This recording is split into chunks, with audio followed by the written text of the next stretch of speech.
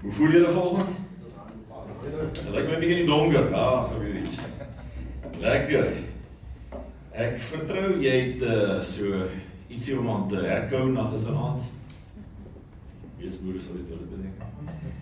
En is 'n bietjie gedagtes met jouself kon wissel. Die manne wat al nader aan die heling is en die herstel is wat die Here in ons lewens wil bewerkstellig, het dit dalk met jou vrouens bespreek staan. En is iemand gisteraand hier? Die vrou gesê as jy die goed nie gehoor het. Dis wat die Here wil hê, so hy nie pad is. Baie van ons het geleer. Die vrouens hier ook, ek sal my woorde tel. Die Here wil ons stelselmatig en toenemend na 'n plek toe vat wat ons spanleiers word. En 'n spanleier, 'n man wat wil hê sy wêreld moet werk, 'n ou wat die paradys wil beleef, kan nie stil wees nie. Diep stil is jy almal. Hoe sê jy weer? 'n man wat die paradys wil leef, 'n man wat in die tuin wil leef en wil beleef wat God eintlik bedoel het vir hom, kan nie stil wees nie. Amen. Want konings heers met hulle monde. Daar's niks, man, ek wil vanaand hierdie niks met persoonlikheid te doen nie. Hierdie gaan nie oor introvert, extrovert. Ek het nie sielkunde geswat nie. Ek het so 'n bietjie maar, dis nie wat ek vir jou probeer deel. Alraai, dit het niks met persoonlikheid te maak nie. Daar's niks wat die vyand mee so tevrede is soos 'n stil man nie. Ek sê vir jou, as jy wil weet hoe die duiwel te verheerlik. Kyk, Hebreërs 11 vers 6 sê om God te verheerlik, jou Vader te verheerlik. Hebreërs 11 vers 6 sê geloof. En geloof is 'n ding wat hoorbaar is. Goed, geloof is 'n ding wat hoorbaar is. So, geloof waag God. Luister hierso, stilte waag die duiwel. Stilte waag die duiwel. Goed, so die vraag is, waar is jou stem? Die vraag is, waar is jou bydrae? Die vraag is, waar is jou deelname? Konings heers met hulle monde. As nie so ding soos 'n stil koning nie. Goed, heerskappy word gehoor. Nou, hier's 'n beginsel wat jy dalk net so 'n bietjie mee kan werk, en ons sal volgens 'n bietjie gesels oor 'n paar feite, nee, ons 'n bietjie meer prakties raak, gisteraand het ek vir jou gepreek, en dan ons prakties raak, nou kan nie preek en prakties wees nie, dis 'n bietjie moeilik, maar ons sal volgende in die praktiese oor van, hier's een praktiese ding wat jy moet verstaan, dat jy vir jouself kan gaan vat, en jy kan gaan werk, want dit reflekteer onmiddellik in manlikheid, dit spreek 100% in die wêreld van konings en van manwees in, die geeswêreld, jy wil weet hoe werk die geeswêreld. Dis wat jy wil begin ontdek. Jy wil verstaan hoe werk die geeswêreld, want jy wil engage in die geeswêreld, want heerskappy werk nie buite die geeswêreld nie. Buite die geeswêreld is heerskappy dominansie. Hy wil die sterkte domineer. Nee, die leeumannetjie wat die hardste brul. Hy domineer. En hy moet aanhou domineer. Dis hoekom in die veld, in die leeuwêreld daar, as 'n nuwe leeumannetjie in die trop inkom en hy kan die wyfies oortuig om met hom te paar, dan buite die vorige leeumannetjie se kleintjies dood. So hy doen, dis dominansie. Dis nie 'n natuur, dis dierlik. In die geeswêreld werk dit anders. Hoe werk dit in die geeswêreld? Die geeswêreld is 'n luisterende wêreld. Andrew Wommack het hierdie baie mooi vir ons verwoord. Andrew Wommack sê, the spirit world is a listening world. En as die geeswêreld jou nie kan hoor nie, is hy irrelevant. Geen bedreiging nie. Maar wanneer die geeswêreld jou begin hoor, neem die geeswêreld kennis van jou. Jy kan nie in die geeswêreld engage en stil wees nie. Hier's 'n geheim. Jy kan jouself nie in oorwinning indink nie. Jy praat jouself in oorwinning. So is die roete van geloof. Geloof het 'n roete. Geloof het 'n veldpaadjie. Baie mooi uitgetrap is. Eventueel bywer hom. Eventueel keer jy hom. Hier's geloof. Hier's die veldpaadjie wat jy wil begin volg. Dis hoe hy werk.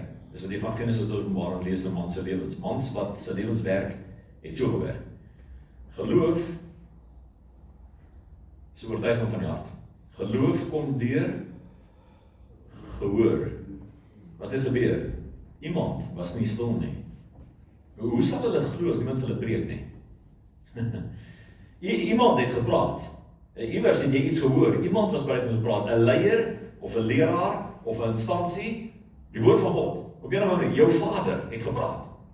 En hy praat deur mense. Maar iemand het gepraat as 'n gelyk gewees, jy het gehoor. En omdat jy gehoor het, het jy begin glo. Dis die roete van geloof. Wat die hart van vol is, loop die. Wat is hierdie storie met klanke? Jy sê dit klanke. Jy sien die toestand van die hart kan nie stil wees nie. Romeine 10 vers 10 sê met die hart glo ons met die. Iets wil gebeur in jou lewe wat nie wil gebeur wanneer jy gestil wees nie. Die geeswêreld word geaktiveer deur klank. Wat het God gedoen in Genesis 1 vers 3 toe hy besluit het, ek hou nie hiervan nie, iets is nie reg hier nie, hy het gespreek, en die gees het gesweef. Jy sien waar heerskappy is dat klonk, altyd, kan nie op 'n ander manier gebeur, jy kan jou huwelik nie reg dink nie, jy kan jou bes gee, goed, jy kan jou bes gee, jy kan terugkom na my toe in Bloemfontein en sê ek het, dan trek ek my woorde terug, en ek sê jy sal nie in Bloemfontein kom daarvoor nie, goed, jy gaan nie daarvoor Bloemfontein toe nie. Jy kan nie jou huwelik reg dink nie, jy kan nie jou verhouding met jou kinders reg dink nie, jy kan nie jou verhouding met jou pa reg dink nie, jy kan nie jou verhouding met God reg dink nie, en jy kan jouself nie dink in die lewe wat jy bedoel is om te lewe nie. Jy gaan jouself moet praat binne in dit. Dis waar dit begin. En na praat kom doen. Goed. As julle my liefhet, sal julle doen wat ek praat. Jesus praat. As julle my liefhet, sal julle doen wat ek geloof kom deur gehoor in die hart. Wat die hart van vol is deur die mond van oor, wat die mond aanhou spreek. Hulle sê dis 'n amazing ding, Efesiërs 5. Wat die mond aanhou spreek, begin die oë sien. Hebreërs 11 vers 1.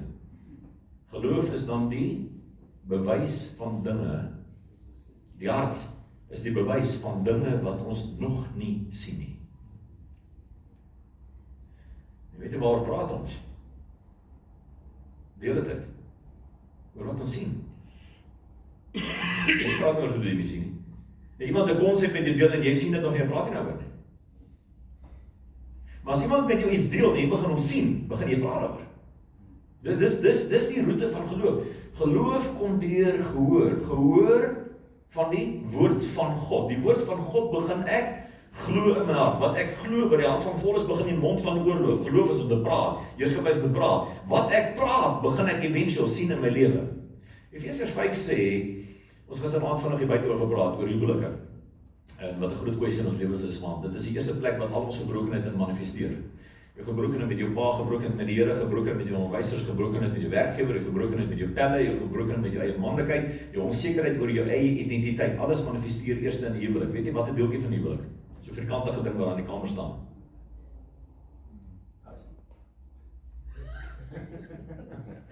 Ja, dit is huwelik.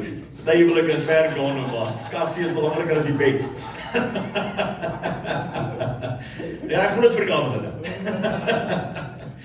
Alright manne, ek kan vir jou sê, as jy nog nie getroud is nie, weet voor die tyd. By enige getroude man sou jy sê, daar's geen plek waar jou gebrokenheid vinniger manifesteer as op daai matras nie. In die huweliksbed is daar. Is nou wat gebrokenheid, klop hard, skreeu. Onvrymoedigheid, gebrek aan deelname, passiwiteit, kan nie initieer nie, wil nie initieer nie, ignoreer haar toenadering, wil nie, dis waar hy nie wil nie. Dis wat die vyand die seers moet maak. Dis waar hy manifesteer. Jy kom in die huweliksbed. Maar wat is in 'n bed? Matras, jullie perspektief, wat het jy? Ja, nee. Wat het dit met my huwelik? Jou huweliksbed, die bed, is 'n altaar. It's a place of worship. Alle heilige plekke in die Bybel is plekke van aanbidding. It's a form of worship. And your worship reveals a lot about you. Jy het gehoor wat ek gepraat het. En dan weer sê, ek trek my weer. Relax man, ons is nie kerk. Luister, ek gaan weer mooi sê die woord. Your worship reveals a lot about you. Ek het volgende agter gestaan en ek is skelm gewees, ek mag dit doen, ek staan my hele lewe aan voor in die kerk, maar ek het 'n ander se kerk agter te staan. En dit is baie net lekker, sorry dat ek dit nou vir jou sê, maar dit is net lekker om te kyk hoe worship ons. Your worship reveals a lot about you. En jy kan weet in die fisiese reality op aarde, your sex life reveals a lot about you. Die woord sê, die huweliksbed moet geëer word, want dit is heilig. As dit heilig is dit 'n plek van aanbidding.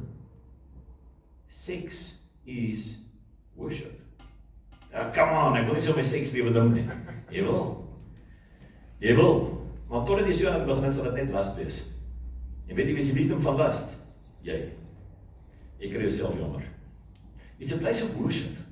En dis waar die diepte, die intimiteit, die intensiteit en die mooi van 'n liefdeslewe begin blom. Is wanneer dit worship word. It reveals so much about you. En dis daar waar die ding manifesteer, die hele tyd. Dis waar ouens breek. En dis hoekom die vyand die mes in het om mans bloot te stel aan ongoddelike, duiwelse, buite woord perversie. is ons mans word deur die bank vernietig in hulle persepsies van wat seks is, sodat jy nooit vir die res van jou lewe weer reg kan dink aan jou seksualiteit nie, want dis die plek waar die van die wil sink. So kom 90%, indien nie 100% van mans wat hier sit, 'n verwronge indruk het oor wat seks moet wees nie. Dis die classic trick van die vyand. Want huweliksbedens, ons huweliksbed is 'n plek van worship. Dis hoekom die persepsie bestaan, en dis nie verkeerd nie, dat die huwelik begin met intimiteit. So gebeur. Weet die Jode is so ernstig hieroor, kom ek sê nou vir julle wat jy dink seks is awkward. Dis eintlik right. Maar die Jode maak dit 'n bietjie meer awkward, want hulle verstaan wat seks is. Ek was by 2 Joodse troues gewees in Israel. En wat gebeur op die Joodse troue, die een was 'n gereelde tradisionele troue, die bruid en die bruidegom het mekaar ontmoet voor my. By die bruidsaand, voor my, eerste keer dat sy ontmoet. Sy huwelik, dis 'n kontrak, sy handelskontrak was. Die rede hoekom ek daarby was my pa was atrechei gewees, verteenwoordiger van die departement handel en nywerheid in Pretoria, vir die Midde-Ooste. Was 'n diplomaat gewees in Israel, in Jerusalem. En omdat hy by handel en nywerheid betrokke was, het hy kontak gehad met ouens wat in die handelwêreld in die Midde-Ooste werk, en een van die handelaars in die Midde-Ooste het hom genooi na sy seun se troue toe, en ek was daar. So ek en my jonge broer was saam met hom gewees, en my ma. En ons het gesien, lyk dit wanneer 'n troue gereël word in die Midde-Ooste, dis algemene praktyk. So die bruid en die bruidegom word op die huweliksaand as 'n besigheidstransaksie mekaar voorgestel. Ek hoor dat dit wat awkward. Right. As jy ou daar gaan jare tjara goeders wat ek nie verstaan nie, ek het nie brief staat in my naam, maar ek kan nie verstaan wat hy sê nie. En gewara en wat, en 'n halfuur later, toe stop die storie, toe begin ons eet, toe verdwyn die bruid en die bruidegom. Vir 'n uur. Wat doen? 'n vraagjie. Dis hoe vreemd dit is, nee. Vir die huweliksdaad. En dis die verseeling van die huweliksverbond. Wat van awkward. Goed, dis so ernstig dit is. Ja, dis reg. Seksuele intimiteit, seks, is die verseeling van die huweliksverbond. Dis ook die instandhouding van die huwelik. Dis Bybels. Die Bybel sê, dit is wat die huwelik in stand hou, simbolies, in die fisiese. Maar as 'n emosionele wêreld ook, en 'n geestelike wêreld ook, want jy is gees en liggaam. En wanneer ons onsself verlaat net op een aspek hiervan, dan kry ons seer. En dan gaan jy agterkom, hoe seer het die vrou gemaak? Goed, want al die goeders, alles gebroken met ons paas, alles gebroken met die Vader, alles gebroken in ons gees, al die verwerping, al die verwonding, al die nie kans kry nie, al die nie raak gesien word nie, al die kere wat ek begeer het, iemand in my lewe gesê, you've got what it takes, en dit nie gehoor het nie. Manifesteer, weet jy, in die huweliksbed. Goed. So neem net kennis daarvan.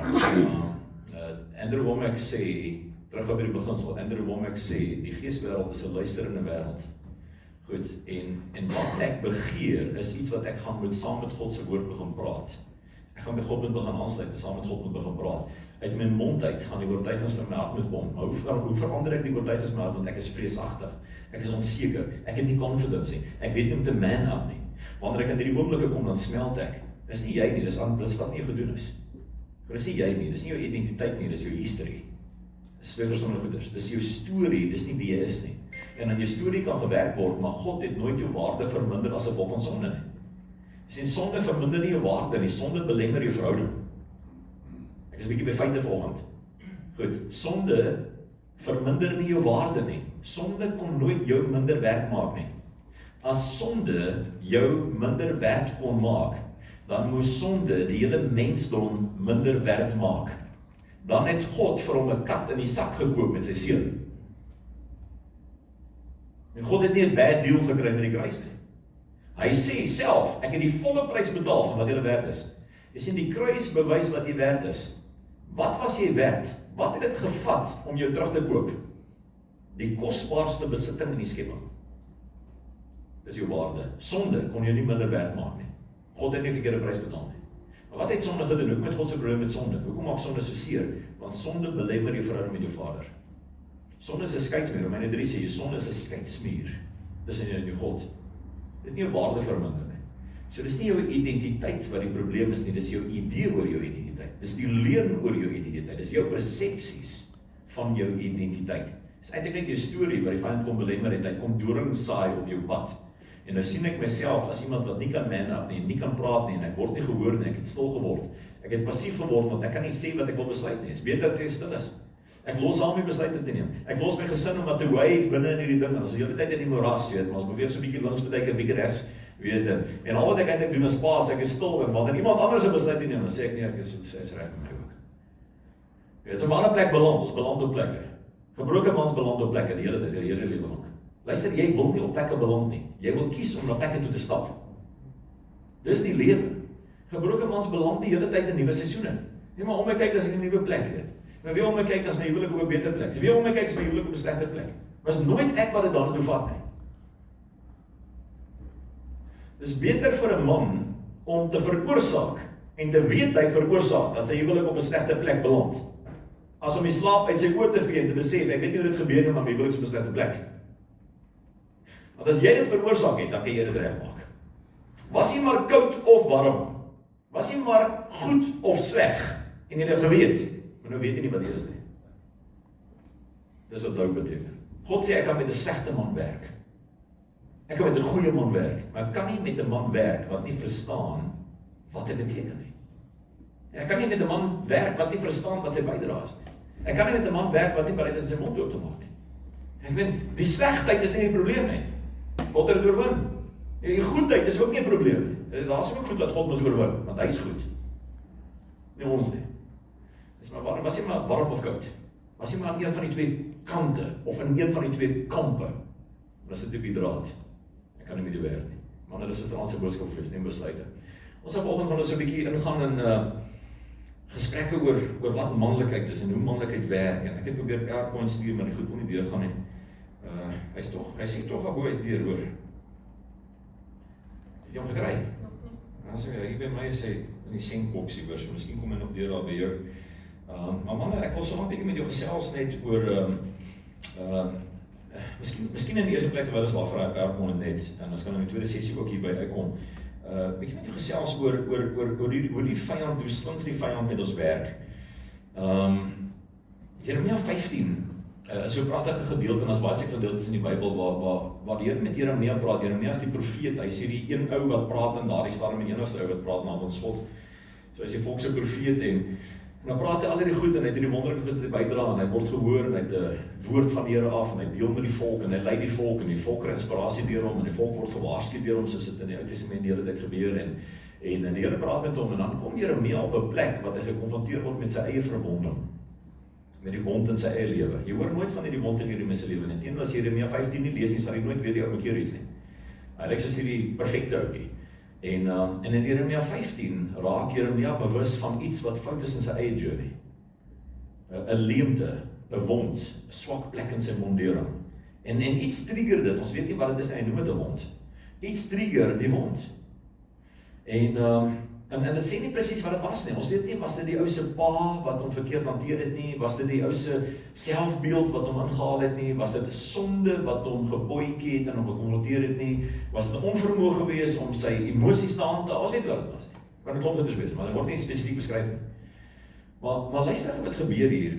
Toe u woorde gevind is, het ek hulle opgeëet. Met ander woorde, ek het die woord nog altyd verorder. En die woord was vir my vreugde en vrolikheid vir my hart. Want u naam is oor my uitgeroep, Here God van die leerskare. Ek het hier gesit in 'n vergadering van spotters, of ek was nie uitgelate nie, ligsinnig net. Vanweë u hand het ek alleen gesit, want u het my met grimmigheid vervul. Aan die ander woorde, ek het beleef die Here gebruik my tot nou toe. Waarom is my smart ewigdurend en my wond ongeneeslik? Jeremia, waar is jy nou vanoggend? Waar is jy nou? Die Here het jou so gebruik, dit het hy vorige dag die Here nog gebruik. En skielik is Jeremia op 'n plek wat hy begin na homself kyk, bewus raak van homself.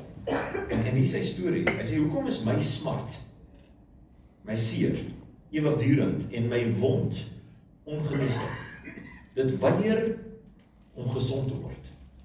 Man, ek weet nie of jy jouself al daar beleef nie, jy is 20, of jy is 30, of jy is 40, of jy is 50, is ons almal dieselfde. Jy kyk na jou lewe en jy besef, ek kom nie oor hierdie ding nie. Ek kom nie oor hierdie ding nie, hierdie ding bly by my. Ek 60 en 70 en 80. Of jy iets vertel, ek onthou dit nou dat ek in Nelspruit is. Baie jare gelede, het ek 'n mannebediening gelei in Pretoria Oos. En na so 'n sessie, dankie, Laas so sessie, kom 'n oom na my toe. En ek praat oor wonde, ek praat oor wat verwond mans. Wat is die goed wat mans verwond? En dis wat ons omtrent gesels oor. En ek kom kan met my toe, ek kan nou 75 of 80 was dalk nie. En hy sê vir my, hy kom van die wêreld af. En hy sê vir iets wys, ek wil vir wys hoe lyk verwonding. En dan staan sy, ek sê vir hom, weet, wat op sy storie, vertel my storie. Hy sê, nee, ek wil jou wys, hoe lyk die wond, wat ek in my lewe mis oorwin, die Here het my genees van dit. Maar ek wil jou wys hoe lyk dit. Hoe lyk die wond, wat ek van genees is. Hy sê, die Here het my pad gestap, my 60 jaar gevat, om te glo, God het my lief. Hy sê, want ek was nooit 'n geliefde seentjie gewees nie. Ek was nooit in my lewe geliefde seentjie gewees nie. En ek het eintlik nie verstaan wat hy sê nie, totdat ek met John Eldridge se materiaal te doen gehad het. Ek was in 2022, was ek 2 weke saam met John Eldridge in die Rockies gewees, Colorado. En het was geleer oor wat hy bedoel het met die man wees wonde en die stages of masculinity. En die oom sê vir my baie jare voor, sê die oom, ek was nooit 'n geliefde seentjie gewees nie. Hy sê ek is 'n verwerkte seentjie gewees. Hy sê ek is eintlik in die baarmoeder al verwerk. Nou dink ek, jy's oom, hoe het jy dit geweet? Ek weet, en hoe weet ons of ons in die baarmoeder verwerk is? En hy sê, maar kom ek wys jou lyk verwonding, en kom ek wys jou wat kan mans wen. Hy sê, ek is vandag 'n oupa, ek is die pa van 4 seuns, ek is die oupa van omtrent 14 kleinkinders. Hy sê, ek het 'n goeie mentorsverhouding met elkeen van my 4 seuns en met elkeen van hulle kinders. Hy sê, ek het anders as my eie lewe, wat deur 4 of 5 huwelike was, onthou ek het gesê, het ek my kinders kon leer en hulle kon lief hê, hulle almal is in hulle huwelike. Hulle is almal in gesonde plek in hulle lewens. Hulle almal het tersiêr gekwalifiseer in sy professionele jobs, reg oor die land. Hy sê, ek wil jou 'n prentjie gee van wat mans kan oorwin in hulle lewens. En hy trek sy T-shirt op. Ek het nie geweet of die ou met 'n kanon geskiet is, of met 'n mortier geskiet is, maar dit lyk erg. Die ou se ribbes hier is verwronge, hier's fout hier, en hier's fout hier, en hier's fout hier iewers, is iets fout. Sy sleutelbene, die goed hier is skeef. Hy laat sy hand op, hy sê, kyk wat het ek oorgekom. Ek sê, as ek op die grens gewees. Hy sê, die grens is 'n joke. Hy sê, hierdie is breinaalde. Hierdie is breinaalde, wat deur 'n embrio is. Ja. My ma het my probeer aborteer. Sy het my probeer doodsteek in haar baarmoeder. Sy kon dit nie reg kry nie. Sy het nie geweet ek leef nog nie. Ek is tot 'n verrassing, is ek gebore. Ja. Maar ek wil volgende vir sê, wat jy ook al mee sukkel, of het 'n onderwyser was, of 'n man wat homself nie kon gedra nie, of 'n pa wat nie teenwoordig was nie, of die leemte van 'n pa wat weggeval het, miskien iemand die dood verloor, of 'n egskeiding wat nie groot geword het, of molestering, wat dit ook al was, wat jy mee gesukkel het, dat jy kan dit oorkom. Jy kan dit oorkom. As jy Jesus Christus aanvaar as jou saligmaker, kan jy dit oorkom. As God jou vader word, word jy die seun van 'n vader wat na die skepping gekyk het, na berge en die see en mere. Nie die atmosfeer op 'n Saterdagoggend in jou huis nie. Wat gekyk het na 'n skepping wat demonies geword het en dit reggemaak het. Wat is dan in jou lewe wat jy nie kan oorkom nie? En as die rede kom jy nie oorkom nie, is jy nog nie die vader aanvaar as jou vader en Jesus as jou ouer broer nie. En jy weet, jy is eintlik in die perfekte familie ingebore. Hier is baie belangrik vir sekere mans om te verstaan. Dis die goed wat hiermee mee sukkel. Navorsing in die sielkundige wêreld sê vir ons, daar's 'n ideale plek om in 'n gesin gebore te word. Jy moet nou nie hieroor huil nie, dit klink baie regverdig, maar dis die realiteit. Die lewe is nie regverdig nie.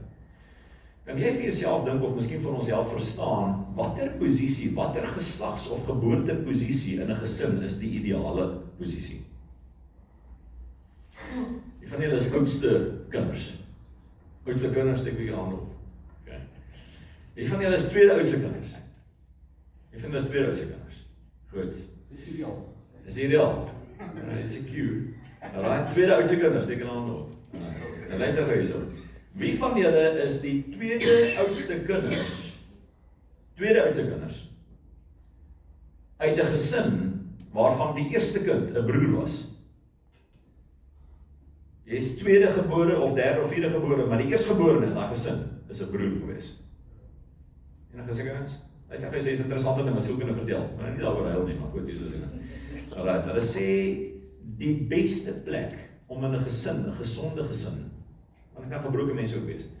Die beste plek in 'n gesin, die veiligste, grootste moontlikheid vir 'n kind in 'n gesin is om nie eerste gebore te wees nie, maar tweede of derde of vierde gebore te wees met die eersteling as 'n broer.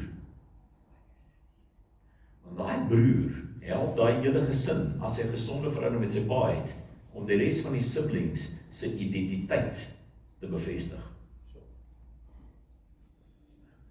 Luister gou hierso. Wat is wedergeboorte? Wedergeboorte is om weer hergebore te word in 'n geestelike gesin waarvan die eerste geborene 'n ouer broer is en 'n fenominale verhouding met sy pa het. Jy is oorgebore deur weergeboorte in die perfekte posisie in 'n gesin, sodat jy geen verdere onsekerheid sal hê oor jou sekuriteit en jou identiteit nie. Dis wat gebeur.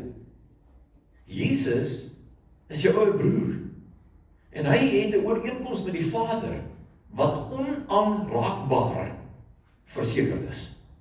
En jou sekuriteit het niks te doen met wat jy reg kry nie. Jou sekuriteit is verseël in die ooreenkoms tussen die Vader en sy Seun.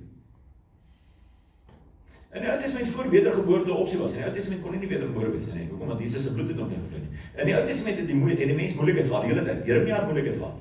Want in die Jeremia se tyd, in die Ou Testament se tyd, tot aan die einde van die Ou Testament, het die mens se toekoms en sy sekuriteit en sy selfbeeld afgehang van hoe goed hy God kon behaag. Dis die game gewees. En die mens kon nie. En daarom kom die Seun en hy sê ek is die enigste een wat die Vader so kan behaag. Ek sal instaan vir julle. Ek het 'n ooreenkoms met die Vader dat my getrouheid julle waarborg. Nie julle getrouheid nie. En daarom sê die woord selfs al is jy ontrou, hy bly getrou. Daar is jou geleentheid. Dis die plek van heling. Dis in daai posisie wat jy gesond word.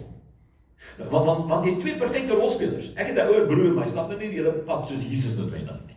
Goed, dis nie daarop wat ek reflekteer nie. Jy het dalk 'n ouer broer, maar dis dalk nie Jesus nie, nê. Jy is dalk nader aan die duiwel. Goed, wat ek wil jy beleef dit. Dis nie wat ek van praat nie. Ek praat van die wedergeboorte. Jou wedergeboorte. Jy's in die geeswêreld. Man, en dit is hoekom jy moet engage in die geeswêreld. Die geeswêreld is nie gemaak vir sissies nie. Dis nie 'n plek van patete nie. Dis nie 'n plek van stilte nie. Dis 'n plek van konings en priesters en profete. Dis 'n plek waar mans opstaan, leiding neem, verantwoordelikheid neem, besluite neem en sê wat hulle doen. Daar's geen meer manlike plek vir jou om te opereer as in die geeswêreld nie. En jy sien dalk weergawes daarvan in die kerk wat lyk so soft edge. Ek hou nie daarvan, my kerk is so nie. Goed, maar ons aanbid deel ons mans op bid.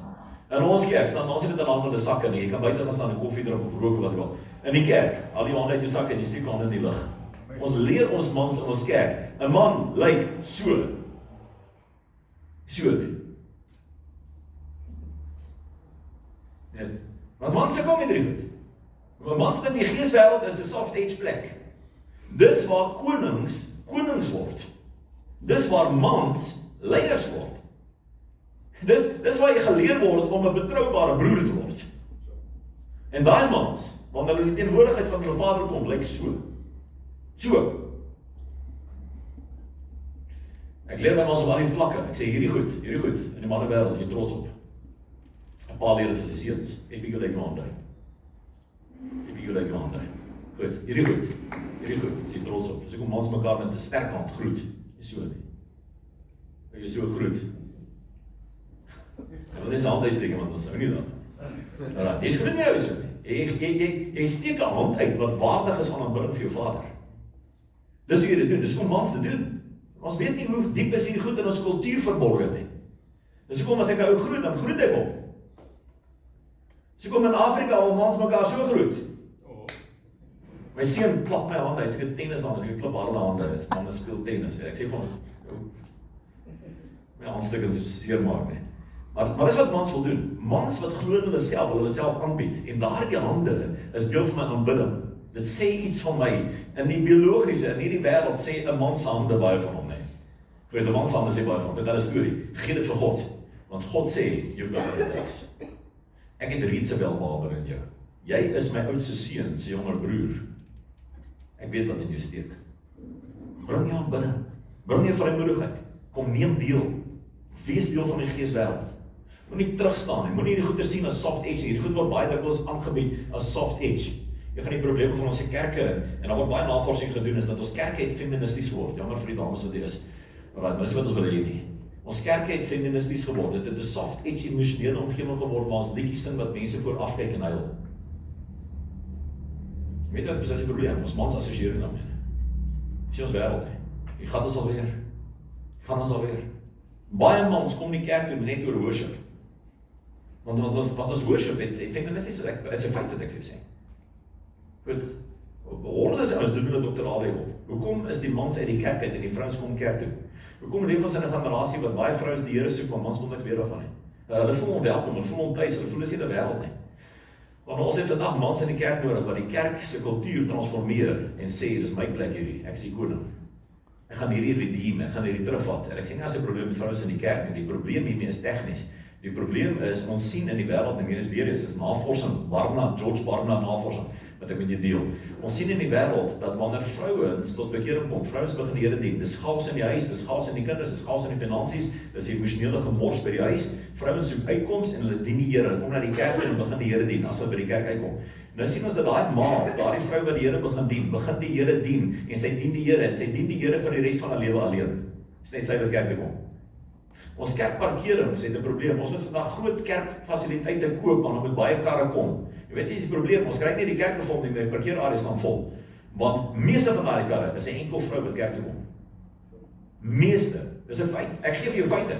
Daar's munisipale reëls verhouding van karre tot sitplekke verander in Suid-Afrika, eintlik wêreldwyd, Amerika ook sien dieselfde probleem. Omdat vrouens alleen tot bekering kom en een persoon in die kar kerk toe ry. Ons munisipaliteit sê vir ons, dis 'n probleem met julle kerke. Al die karre wat daar staan, dis een tannie wat kerk toe kom. Hulle sê dit. Hulle sê mense vir ons. Ek moet soveel 100 parkerings ekstra hê vir my kerk, want is een tannie wat met 'n kar kerk toe kom.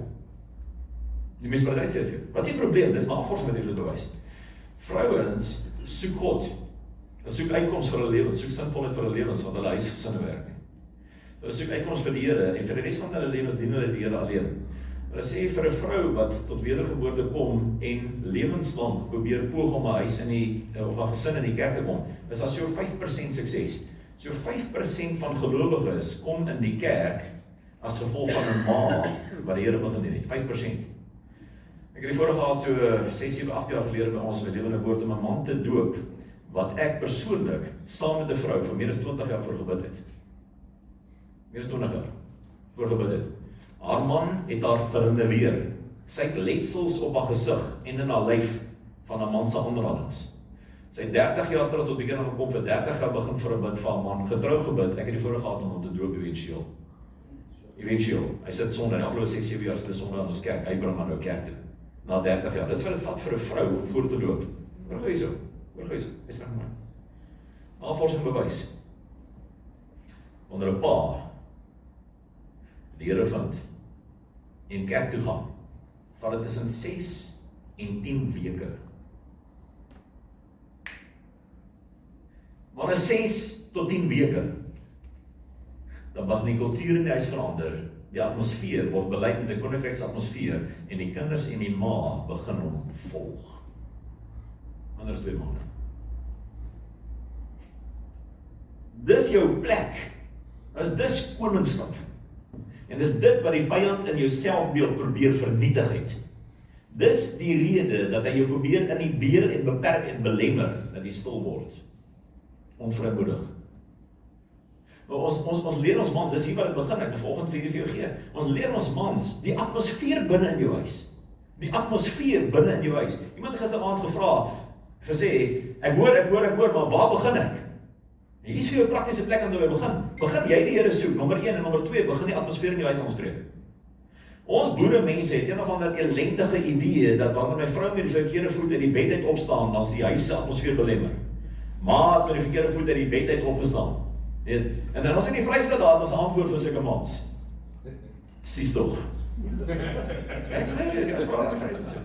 Sies tog. Met wie sê getrou?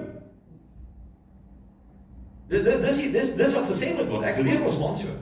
Ek het meer as 3.500 mans in Bloemfontein deur Quest. 'n 60 weke manwees herstelprogram. Ons staan op 3.500 na 18 jaar.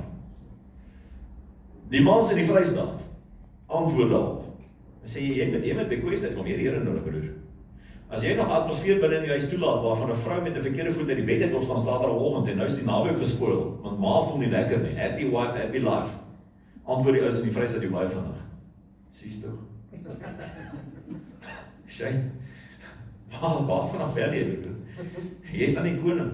Hoe kan die koning gedikteer word deur 'n ander atmosfere? Dat die volgende ding wat met jou gebeur wat oor jou pad gaan stap is 'n tiener meisie wat jy lekker voel nie.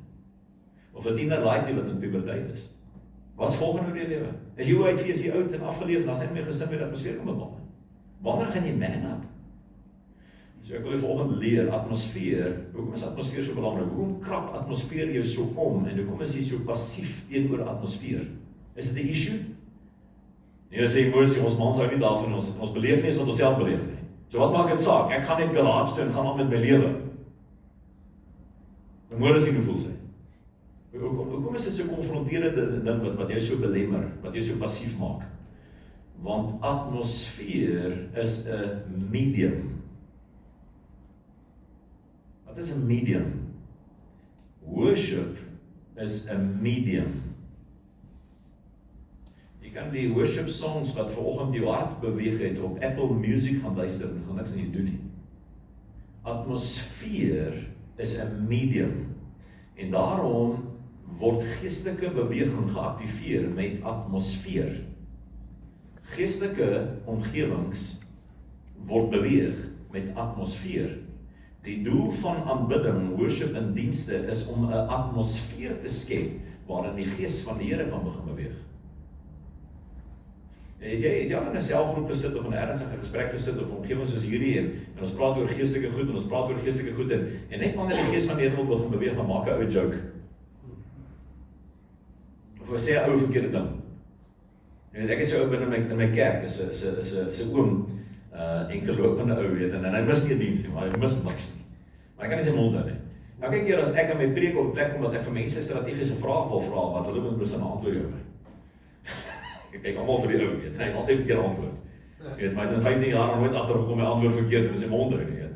En ek moes met hierdie ou gaan praat en ek het mense wat naas hom moet sit in die kerk.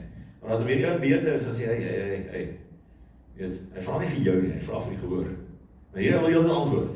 Weet, die meeste van sy antwoorde is Jesus. Weet, hy skrik so wakker as ek 'n ding vra en sê Jesus. Ek praat met Jesus, ek praat met jou. Weet, en elke keer breek die atmosfeer. En elke keer frustreer die gehoor want die atmosfeer word gebreek. Dis die krag van atmosfeer. Atmosfeer is 'n medium waarin, nou wil ek net by my bly. Atmosfeer is 'n medium waarin of God of die vyand se wil gebeur. Jou siel is so kosbaar, want God en die vyand beklei vir jou siel. En die siel beweeg in 'n atmosfeer. Dis hoekom die atmosfeer in jou huis so dikwels swaar, donker en negatief is. Want die geeswêreld weet of God of die vyand se wil realiseer in die atmosfeer in jou lewe. Want as so in my gesin, my kinders weet dit al, my tieners doen dit eintlik van lang voordat hulle tieners is. As daar 'n bietjie van atmosfeer is, ons nou nog weer Saterdag saam met mekaar. As daar 'n bietjie van atmosfeer is en ek is nie vinnig genoeg nie, sal my meisiekind wat nou 14 is, maar sy het dit doen van sy 7 is. So as sy die ketel gaan sit, 4 koppies uithaal, koffie maak, ons hou van moerkoffie. En sy sal koekies uitsit, op die tafel sit en almal in die huis roep en sê, "Daar's koffie." Dit beteken, dis ons cue. Staat daaroor. Dis ons cue. Dis heerskappy. My seun dit doen my meisiekinde. Ek hoor nou dag, hy het 'n meisietjie begin date, dis die eerste keis op sy skool, nou het hy met die meisie kuier hy. Haar pa, 'n boer, vertel my. Hy vertel my van die koffiekultuur binne my huis. My seun is 17 jaar oud, het vir 'n ander oom wie se dogter uit. Vir die oom gaan vertel, dis hoe ons dit doen. Iets het gebeur daar, ek kom nog een storie, iets het gebeur daar, een Saterdag op die plaas. En hy het voorgestel, ek dink ons moet vanaf saam koffie drink, want die oom gaan die atmosfeer hier reset, en hy het nie geweet wat dit beteken nie, en my like dit om verduidelik. En hy het met my kom praat, oor die koffie ding. Ek het dit reeds oorgedra na volgende geslag toe. My kinders gaan dit doen in die huwelike. Hulle weet, in 'n negatiewe atmosfeer gebeur die vyand se wil. Dis al wat hier kan gebeur. Hoe langer pa en ma nie met mekaar praat nie, hoe meer gaan die vyand se wil hier gebeur. Hoe vinniger pa en ma mekaar lief het en dit wys, hoe vinniger is ons terug op God se plan vir ons lewens. Dis die ding. As dis hoe jy begin net iewers. Ek moet plan maak. Hier is die wapen, ek gaan vir jou storie vertel, dan gaan ons van 'n opdeling groepe. Daar's die oorloos, ek weet nie die oorloos is daar. Ek het 3 oorloos in my kerk, en ek mis hulle elke Sondag op 14 jaar. Wat is 'n probleem as die Here wil, kyk, God, ek het gister al vir die manne gesê, die eerste teologiese les wat jy leer, as jy teologie gaan swaat is, die God wat jy aanbid, beweeg buite tyd en ruimte. Buite tyd en ruimte, dis hoekom dienste so lank wil wees, dis waar God beweeg. Luister, ek is in Centurion in 'n gemeente jare gelede saam met Dr. Isak Burger. Kry 'n oproep by my kantoor en iemand sê vir my, hierdie man se seentjie is volgende oorlede, wil jy die mense nie gaan besoek nie. Dis in Irene. Ry Irene toe die middag kom daar en ek kom met die pa daar en dis 'n baie slegte situasie. En ons bietjie begin gesels en op 'n stadium waar die emosie so bietjie onder beheer is. Sê vir wat doen jy? Hy sê vir my, ek het 'n tydskrif. En ek sê, wat 'n tydskrif? Hy sê ja, hy sê miskien jy sal belangstel as 'n man nie, ek sien die ry bakkie of so iets. Hy sê kom in. Ek sê wat is hier aan die gang? My dogter is net interessant met eisters en so aan en hy het toe 'n bouhunting shop. Hy het 'n bouhunting shop en hy is die eienaar van die Bouhunter tydskrifie. Ek weet nie of dit nog bestaan, hy was so 'n klein tydskrifie gewees. The Bouhunter. Hy sê vrou sê eienaar van die tydskrif. Irene Centurion. Dat is seentjie verloor. En ek praat met die ou en ek probeer nou so 'n bietjie van die topik van die emosionele ding afkom. Ek kan sien hy wil ook uit dit uitkom vir die oomblik, hulle het nog nie geprosesseer nie. En hy sê vertel my 'n bietjie wat julle doen, as jy die tydskrifte en dat jy die winkel nie en die garage opgemaak weet en die kom baie mense hier van reg oor die wêreld wat kom skiet in Suid-Afrika en hulle kom van die lughawe af daarna toe en dan reek hulle die ouens as outfitters en so selfs bietjie die kant en daai kant en as ek geïnteresseerd in jag want ek selfs bietjie oor dit en dat en wat ek sê nou daai jare was die bouhunting nog nie so bekend gewees nie. En dis 'n meer Amerikaanse ding gewees. Ek sien nou weet skiet hulle soos weet rooibokke. Ja, nee, ek sien nie skiet enige. Ek sê guru. Ja, ek skiet so. Ek dan net sê okay. Seker jagstories nie. Ek sê as jy gerus met die skiet. Ek vertel jy skiet die eland met 'n pylboog. Ja, dit is nie geweet nie. Hy sê ek skiet enige. Hy sê kom ek wys jou skiet ek 'n olifantbul. Ja, dink ek dink is weekend skok. Ek dink dit regtig. Ek hierdie is ontsteltenis is. Dis wat ek dink, want ek meen ons nou in die real world, maar hy gaan my nou wys as ek die olifant met pyl en boog, ek dit wil ek sien. En ek meen jy skiet hierdie goeders met rugby's man, met 450's en op hier, nitros. En hy sê check nou die video, 2 weke terug, Zambia. Sit vir 'n video aan in sy winkel. En hy sê video en die hele skerm is vol olifant. Dan dink ek, come on, en daai tyd was ek geweet van KI en seker goeders, maar ek was fake. Ek meen die olifant staan tussen die 2 pilare. Dis die TV-skerm vol. Dis waar hierdie ou is, dis waar die video begin. Ek sê, wat is dit? Ek sê, wat is die olifant? Ek sê, ek sien nie 'n olifant man. Wat is 'n olifant hier? Ek meen, is dit in 'n dieretuin af van jou? Hy sê, nee, is die kamera op my skouder. Ek dink ek, die kamera ek zoom in nou, want dan dink ek, die olifant is reg voor. Ek sê, hoe ver is jy? Hoe ver is jy van die olifant? Ek check hier onder reg op die skerm, 14 meter. Ek sê, wag, hierdie ding is hier nie gekalibreer nie. 14 meter. Ek weet was 14 meter. 14 meter is by daai kant. Dis net hier. Hy sê dis te ver om te skiet. Ek sê dis 'n simpel storie maar, gebruik 'n geweer. Hy sê nee, die kuns is die kop. En hy maak sy tas oop en hy sê hier is die kop is nog vol bloed. Hy sê hier is die kop, sy olifant bloed. Hier is hy. Ek het net teruggekom van Zambia af. So ek het vir 'n spesialis by Unitas Hospitaal sy tweede olifant geskiet. Hy koop die olifant, hy soek hom, ek jag hulle hom. Hy sê sy tweede olifant geskiet. Ek het 'n koei geskiet paar dae gelede, is die bul gewees. Wys my die foto's. Ek sê ek wil die video sien. Hy speel hierdie video hoe hy kom tot omtrent 10 meter van haar olifant af. En dan zoom die kamera, jy kan sien hy zoom op die blad van die olifant. En dan dink ek, jy skiet net alleen vir doodmaak, skiet net die olifant.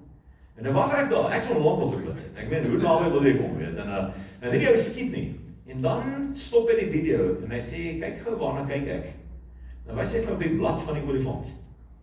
Hy sê, kyk die beweging, wys weer van die video. Hy sê, kyk, sien nie wat gebeur op die vel van die olifant. Ek sien as beweging, as hy ribbes. Hy sê, kyk mooi, sien daai merk, hy wys ook vir my, sien daai merk op die olifant, daar. Hy sê, daar is die merk tussen twee ribbes. Hy sê, en ek gaan skiet wanneer hy asemhaal.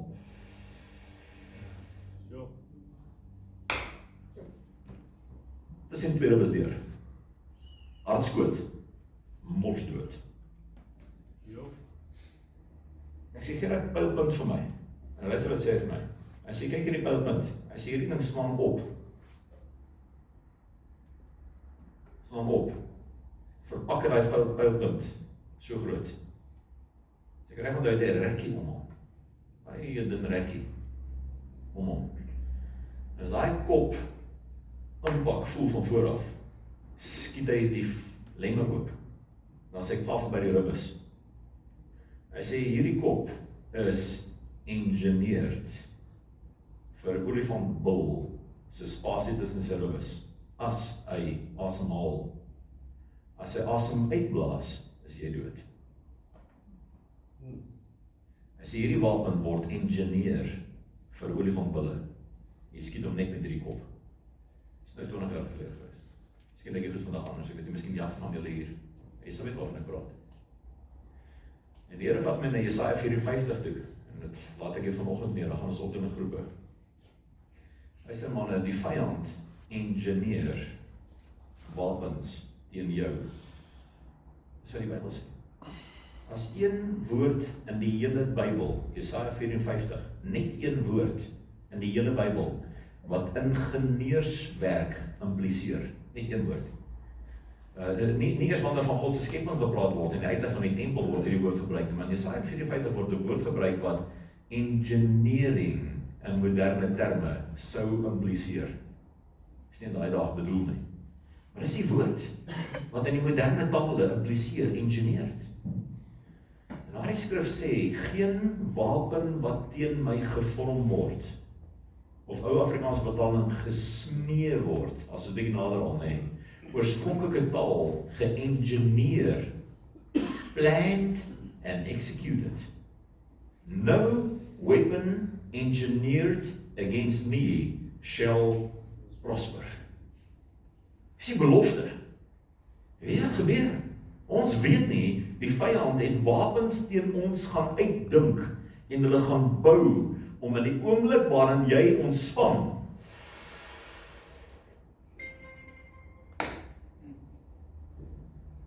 hartskoot. Dis wat hy gedoen het. Baie van hulle is verwonderd is dit. Die prominentste gunsteling pylkop wat hy in daai pyl skroef vir jou, is jou pa se invloed in jou lewe. As niks wat 'n man so uithaal, soos 'n afwesige pa, of 'n korrupte pa, of 'n aggressiewe pa, of 'n liefdelose pa nie. Hartskote. That's his favorite weapon against you. En die vader, soos terug by die ideale plek in 'n gesin, die vader nooi jou, kom tot bekering, kom tot redding, sê ja, besluite vir God, en word weergebore in 'n gesin in, waar jou ouer broer jou sal herinner aan jou identiteit, en sy grootste missie word om jou na die Vader toe te vat. Ek is die weg, en die waarheid, en die lewe. That's life. Niemand kom na die Vader toe, behalwe deur my nie. Jesus se missie, jy het 'n ouer broer wat se mission is, om jou by die Vader te kry, sodat jy kan sien wat 'n Vader is. Ons gaan vir 'n oomblik gaan ons net 'n bietjie oor gesels. Ek wil nie ons met in groepies opdeel van so 4, maksimum 5 mans in 'n groepie. Kan ons dit doen? As sommer die stoele skuif, moet nie waar oor die stoele oor die lyne nie, as dit altyd weer reg maak, as dit reg is. Jy moet 'n kerk. As hy die stoele reg maak, en ek wil julle vra om so net in klein groepies na mekaar toe te draai, moenie baie moeite doen nie, skuif net so na mekaar toe, 4, maksimum 5 ouens, anders gaan almal nie kans kry om te deel nie. En ek wil vra of jy net vir 'n oomblik vanoggend net sal connect hiermee, onthou waar ons gisteraan begin het, as jy nie gaan besluit het om deel te neem nie, gaan die duiwel vir jou doen. As jy nie gaan besluit om hoorbaar te word nie, gaan die geeswêreld jou ignoreer. As jy nie mond gebruik nie, gaan jy nooit koningskap beleef nie. Nou soos by die volgende punt, waarmee is jy raak geskiet? Waarmee is jy raak geskiet? Ons almal seuns van Adam. Almal is verwond. Ons almal het 'n skeidsmuur van sonde. Sonde beteken nie net wat jy gedoen het nie, sonde is ook wat aan jou gedoen is. Sonde het twee kante van die koin. Maar moet nie altyd aan sonde dink as juist die vark nie. Sonde beteken as varke. Waar varke is alles vuil. Dis nie die daad of die ding nie, dis die vuil. En baie keer word ander ouens se vuil aan jou afgesmeer. Want dit is tussen mense. Miskien is dit wat jy gedoen het. Miskien is dit wat aan jou gedoen is. Die sonde het 'n skeidsmuur geword. Ons sien nie ons pa nie. Ons Vader nie. En die prominentste rede hoekom ons nie ons hemelse Vader kan sien nie, is oor ons aardse paas daai muur gebou het. Baie keer nie miswillig nie. Baie keer nie intentioneel nie. Baie keer in ignorance. Sometimes arrogance, but mostly ignorance. Jy kan hom vergewe daarvoor. Dis nie die missie nie. Die missie is om hemelse Vader te sien. Wat het in jou lewe gebeur? Wil jy nie volgende net vir 'n oomblik deel? Ons gaan nou by die antwoord uitkom. Wil jy nie vir 'n oomblik net deel hiermee nie? Jeremia sê, hoekom is my wond ongeneeslik? En hier is waar ons by wil uitkom. Ek lees vir jou hierdie. Hier is waar ons wil uitkom. Jeremia sê, Here, hoekom is my wond ongeneeslik? Hy het hierdie gesaanlik. Hy sê in Jeremia 15 vers 18, hy sê, nou dat ek, hy sê, gister was die water gewees in die stroompie, nou dat ek wil kom drink, het die stroompie opgedroog. Gister was ek nog die profeet, nou die stroompie opgedroog. Hy sê, waarom is my pyn ongeneeslik? Why is my pain perpetual? Nou antwoord die Here, die Vader, vir Jeremia, en hy sê, therefore, thus says the Lord to Jeremiah, if you return and give up this mistaken tone of distrust and despair, selfbejammering, massive probleem onder mans. If you give up this mistaken tone of distrust and despair, then I will give you again a settled place of quiet and safety, and you will be my minister. Jou mond begin gebruik om deurs. And if you separate the precious from the vile, wat beteken dit? Cleansing your own heart from unworthy and unwarranted suspicions concerning God's faithfulness, you shall be my mouthpiece. The spirit world is a listening world. And if you can't be heard, you're irrelevant. Wat maak ons irrelevant? Eventueel is my pa gewees. Maar wat het ek geword? Is my pa gewees. Wat het ek geword? My pa het nie sy kant gebring nie. Wat het ek geword? My pa het nie lief gehad nie. Wat het ek geword? Is die issue. My pa was nie daar nie. Wat het ek geword? My pa het nie gesê nie. Wat het ek geword? Eventueel. Wissel 'n paar ratte. Nou, 20 jaar later my lewe, 30 jaar later my, 50 jaar later my. Wat maak dit aan 'n man? Dit maak hom suspicious about God's faithfulness. That's the weapon. Dis die wapen. Ek is onseker. Ek trust nie hierdie goed nie. Ek wonder maar bietjie.